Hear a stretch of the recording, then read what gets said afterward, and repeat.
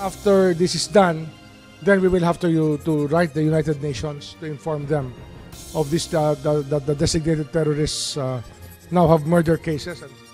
Magpapadala ng sulat ang Department of Justice sa United Nations upang ipaalam na may warrant of arrest o wanted na sa bansa si dating Negros Oriental 3rd District Representative na si Arnulfo Arnie Teves Jr. Ayon kay Justice Secretary Crispin Boyeng Rimulya, hihingi sila ng tulong sa UN member states na maibalik sa bansa ang dating mambabatas. They should stand for trial in our country, and that we were asking them to ask the member states of the UN to acknowledge their duty of rendition, so to bring back Teves to the Philippines for trial. Sa ngayon, naka-freeze na rin ang mga asset o ari-arian ni Teves kasunod ng terrorist designation nito. Una nang sinabi ng DOJ na hihilingin nila sa korte na makansila ang passport ni Teves kapag mayroon ng kaso sa korte.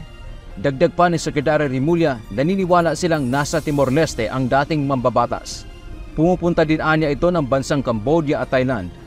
Ang tingin namin nasa Timor-Leste. Palabas-labas lang dyan, Timor-Leste, Cambodia, Thailand, paikot-ikot lang kasi wala naman kasi mga boundaries itong mainland, itong ASEAN mainland. Wala naman itong actual other boundaries. Samantala, hindi pa umano natatanggap ng kampo ni Teves ang kopya ng arrest order.